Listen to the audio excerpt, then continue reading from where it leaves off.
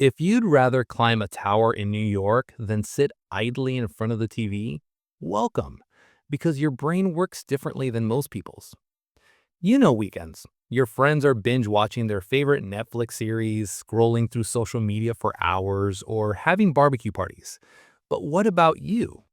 You feel like you're 100 miles away from all these activities, stuck in the middle of the desert, parched to have a lump in your throat. It's as if time is slipping away and you're just standing there doing nothing. Does this feeling sound familiar to you? Consider this moment. On a Saturday night, your coworkers are sitting in a sports bar for hours, parroting the same topics, supposedly socializing. Meanwhile, your mind is calculating in the background. I could be listening to a podcast that would help me grow right now, or I could be working in detail on that unfinished project. But you don't say any of this out loud, because American society is ready to label you as obsessive. The truth is this: you are not obsessive. You are not someone who doesn't know how to relax. And it's perfectly normal to want to make time for yourself instead of drowning in your friends' empty chatter. Because the reward system in your brain works on a different code. The amount of dopamine you get from passive activities is much lower than what others get. That's why what is relaxing for others can turn into mental torture for you. Do you ever feel this way? Now, let me explain what's going on in that ambitious, goal-oriented brain of yours. Your brain is truly satisfied when you progress and add something to yourself. While others live in the moment, you make plans in your head. On Monday morning, while everyone talks about how they rested so well over the weekend, you think to yourself, I spent 48 hours doing nothing. And this thought constantly gnaws at your brain. Most people see free time as a luxury. You see it as a waste of time. They praise what they didn't do. You think about what you could have done. The most painful part is this. You constantly hear comments from those around you like, you're pushing yourself too hard, or just let life flow. You feel like you're doing something wrong. But your definition of rest is different from that of the majority of society. For you, the real exhaustion comes from spending time unproductively. So why do you feel like you're falling behind while others enjoy sitting around? Because your brain's reward centers respond to completely different things. Neuroscience explains this difference as follows. According to research by Dr. Russell Poldrack of Stanford University, the striatum region of the brain responds differently to progress-based rewards. In goal-oriented people like you, this region releases dopamine not from passive activities, but from tangible results. The mechanism works like this for most of society. When you watch TV or sit around doing nothing, most people's brains say, no threat, energy is conserved, so it's good, and release dopamine. Your brain, however, says, no progress, time wasted, resources squandered, and releases cortisol. That is, the stress hormone. Yes, your stress hormone actually rises when you are resting. But here's where it gets interesting. This was an evolutionary advantage. For thousands of years, the people in the tribe who constantly developed skills, accumulated resources, and made progress survived, not those who sat around doing nothing. Your ancestors were probably in the group that survived, and because you carry their genes, your brain works with that code. However, today, society labels this as workaholism or inability to relax.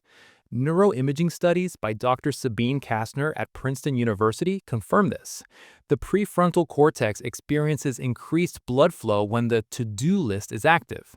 And the truly shocking part is this. In people like you, this region remains active even during downtime. In other words, your brain has no off switch. It's constantly optimizing, planning, and calculating in the background. So you're not someone who can't relax. For you, true rest is being in the right action that you enjoy while resting and producing. Still, ask yourself this critical question. Is this constant effort to improve really a conscious choice? Or are you running away from emptiness? If you're absolutely sure of your answer, share it in the comments and let's discuss it. But let's be honest. There's a fine line between constantly doing something and never being able to stop. For people with a brain as capable as yours, this can be psychologically challenging.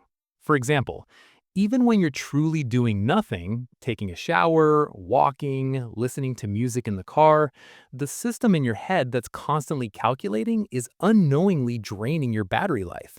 So your brain sees every gap as a threat that needs to be filled, and you feel guilty when you have even 5 minutes of downtime. This can be an escape. You're escaping from your own mind, from silence, perhaps from feeling inadequate. And the result? Burnout, because your brain never really gets to rest. Does this sound familiar to you? Okay, if you say you can't shut down the system, relax a little and take a deep breath. Yes, you love progress, but you also need to know when your brain really needs to be empty. Sometimes when you take a shower, you just take a shower. When you walk, you let your thoughts wander. Because you know that the best ideas, the deepest insights, come in these moments of emptiness. You need to understand the difference between quality time and unproductive time, but you also need to recognize the value of time spent doing nothing. Think of it as finding balance, both progress and respite. So, how can you achieve this balance? I'll share a few techniques I've applied to help you transition from the prison of idle time in your mind to a place of freedom.